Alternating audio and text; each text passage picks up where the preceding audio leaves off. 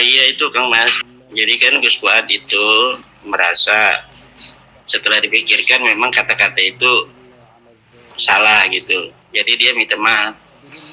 Nah ketika minta maaf mereka meminta syarat ya dipenuhi. Ya, syarat-syaratnya bikin video gitu.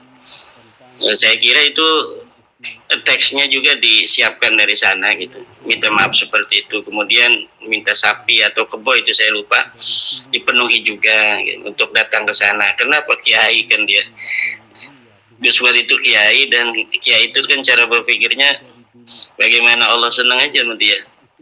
Nah Allah senang sama dia, ndak bisa kalau masih ada urusan dengan Bani Adam kan. Mangkana lahu madlamatun li ahadin falyatahallalhu kan. Jadi ya kalau pengen Allah ridho ya harus minta maaf kepada orang, apapun syaratnya ya dipenuhi, kecuali dia berani nanti nanggung dosanya di akhirat.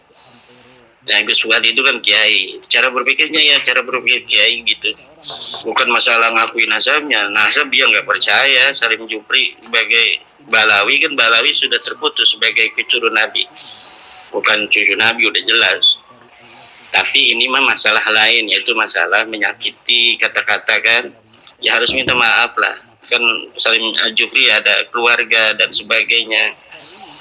Nah kemudian tadi pertanyaan Kang Mas masalah kenapa saya nggak mau ceramah-ceramah keluar lagi itu tanggal 17. Iya Kang Mas, itu saya ini kan dari dulu apa namanya itu senangnya ya cuma ngajar santri aja.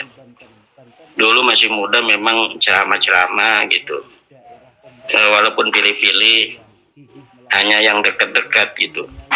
Tapi 2018 itu saya udah santri makin banyak, kemudian saya rasa ini amanah yang saya harus jaga, ngajar ngaji kan.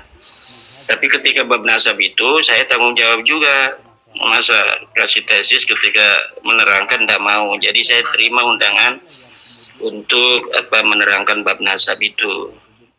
Nah cuma ketika udah 2 tahun ini kan sudah selesai kan bab nasab, dalil-dalilnya Balawi udah nggak bisa lagi, dia bukan cucu Nabi kan.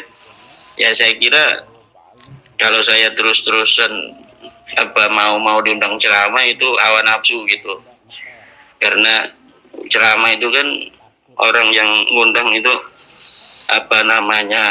ngasih transport dan sebagainya, itu kan jadi sebagai cobaan bagi saya itu. Kalau di ngajar santri kan nggak ada yang ngasih amplop kan.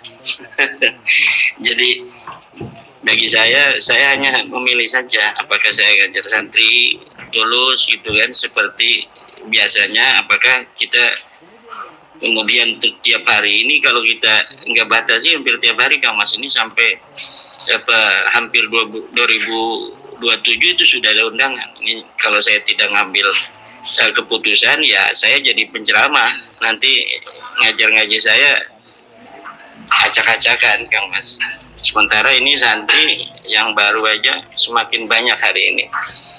Jadi dari situ ya saya memutuskan bahwa memang saya nggak mau keluar lagi. Tapi bukan mundur dari bab nasab, karena bab nasab udah selesai. Kalau mereka masih ada perlawanan ya kita kasih pencerahan lagi. Ya kan bisa lewat podcast atau yang melalui online gitu Kang Mas. Terima kasih Kang Mas.